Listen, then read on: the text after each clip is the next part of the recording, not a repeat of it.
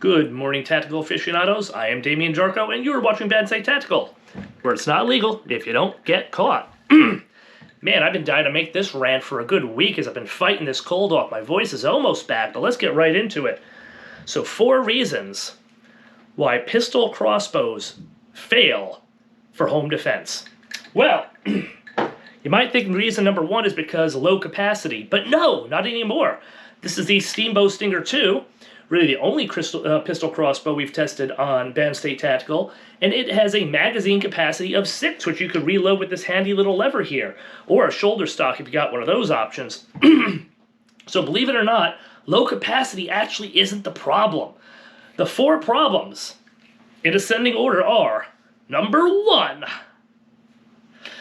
lack of stopping power. Yeah, that's right, folks. These things are lethal, but they're at the very lowest end of lethal. And I gotta tell you, this thing right here, get out of there. Compared to a full-size crossbow, bow, or even a CO2 launched bolt, like something you get from the Umarex Javelin, this is a pale imitation compared to those. The gap between this and between an actual crossbow bolt is huge. We did a couple of tests on gel blocks where we hit it with this thing and hit it with a crossbow, and it was night and day. The crossbow absolutely decimated it. Whereas this, if you put a layer of clothing on it, or 3 layers of clothing, as we did recently, it barely even goes in. And forget about coconuts. They ain't making it through that either, and I'm coming to that. I know coconuts aren't invading your house, but it's worth bringing up. Number 2, right on the heels of number 1, accuracy problems. It fails at accuracy. So if these things already have a problem with power, particularly the power to stop someone in their trails, well, what about accuracy? Well, you can make up for power if you can hit somebody in, say, a vital area where they're not going to have a thick jacket or even a hard bone. I honestly don't think this is even going to make it through his skull. I know that's kind of morbid to think of, but I don't. So I think that the most dangerous place to get hit with one of these is right here in the neck. That's where you really do some damage, especially if you have those hunter arrows. But guess what? Your chances of hitting someone in the neck aren't really going to come down to your skill. It's basically going to come down to a roll of the dice in D&D, because this thing, even if you have it on point of aim, if you got your little fancy laser pointer and all that crap, it doesn't matter. It might veer off to the left. It might veer off to the right. You might just take a blind shot and hit dead in the center. It kind of does what it wants. It's really not so much up to you. These things are only accurate within a certain window. And again, if you're talking about something like a pew-pew, that window might be like an inch or something if you're actually, you know what you're doing at, like, 10 feet. Just throw out a number.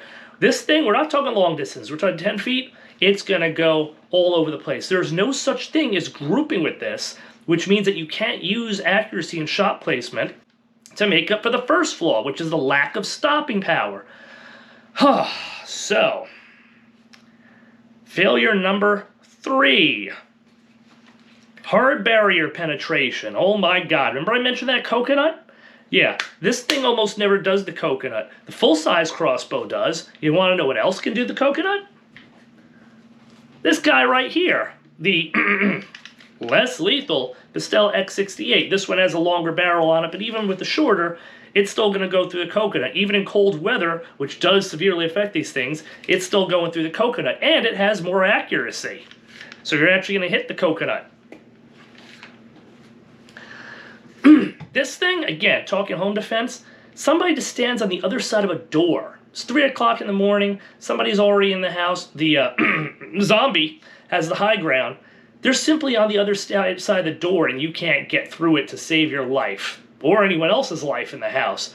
Oh, and guess what? If that zombie happens to have a weapon better than the one you have, well, now they have one-way protection as they blast right through that door to get you while being covered themselves, because this thing isn't going through nothing. The only good news is that it might not even make it all the way through drywall, which means that other members of your family somewhere else in the house are at least going to be safe from this. They won't be safe from the home intruder who now has free reign to the house to do whatever the hell he wants as you're hiding behind a door that you can't shoot through. And if you do go out there, you might just get blindsided. So, yeah, absolutely terrible for hard barrier penetration. I hear people online talk about how, ooh, these are silent in the house and they'll never know. Yeah, they won't need to. Because the second you get on the wrong side of a door in a bad situation, you're basically bottled in there. I'd be better off with a friggin' sword or a machete in that case than having something like this without having any kind of backup weapon. So the last one, number 4, the one that people don't think about. It fails at, this is a trick one, human error. Okay, how can the object fail at human error? I mean, anything could fail at human error, right? I mean, my aim could be bad with this. Sure, I guess there could be a malfunction. That's an error of the machine. But what I mean when I say it fails at human error is that the more weight you put on these limbs here to get them up to power, the harder they become to draw back properly. During our test, we've had several fumbles in which we kind of partially brought this back. It's basically a half cock, and then it wedges one of the arrows right here so that if you do get the next one lined up, you now have 2 arrows lined up, which is going to absolutely cause catastrophic damage to your system. Not only that, but imagine actually being waken up at 3 o'clock in the morning and having to go rooting around with this thing. You're half asleep. It's not the same as when we're shooting Band State Tactical and we're woken up, we're full of coffee and friggin' pre-workout, whatever the hell we're doing, and we're cocking this thing back and blasting those gel blocks. No, you've been woken up from a dead sleep. You have no idea what's going on. You're disoriented. Maybe there's some other substances involved. I don't know. It might be an off day for you. I don't know, man. And there you are. And not only that, I'm not going to do it now because it says loaded, but even in the sitting position I'm in right now, with this 80-pound limb and with this particular setup, it's actually really kind of difficult to get that thing cocked all the way back and to kind of notch on there. It's so easy to have a screw up with that, a fumble on your behalf. So this is really a bad late night, woken up out of your bed kind of weapon. It requires kind of, perfect form on your part. And that's not the time you get to have perfect form when somebody else decides at what time you're going to have to defend yourself. Which, again, is why I think that something like this, it's kind of simple. You wake up out of a dead sleep, boom. It does most of the work for you. You don't want to have to fight against a hard limb in order to cock this thing back to launch those arrows, which may or may not be effective. And if you put a lighter limb to eliminate that, you throw like a 35-pound on here, it's basically like throwing a dart at someone. Good luck with that. A lot of the early videos of our channel really centered around the AR Stinger 2 in particular, because at the beginning of Band State Tactical, we really were going down 2 separate routes, and one was the less lethal launchers. The other were crossbows, or even in some cases like pneumatic or CO2 bows, and then we kind of branched off into black powder. We're really getting into black powder now. We're doing the whole Civil War, folks. We're doing all the black powder because those things really hit above their weight grade there.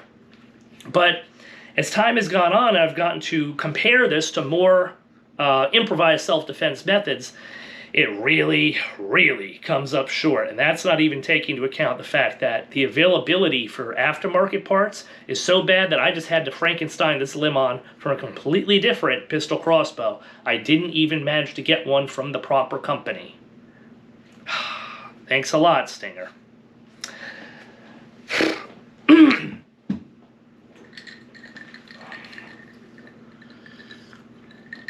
Anyway, don't forget to tune in next time right here at Band State Tactical, where it's not illegal if you don't get caught, where we're going to be dismantling the HDR-50 and giving you 4 reasons why that thing fails at home defense. Zombies falter as we night, Band State Tactical step bold, weapons with stories unfold. Zombies crumble when we hold, courage was more than gold.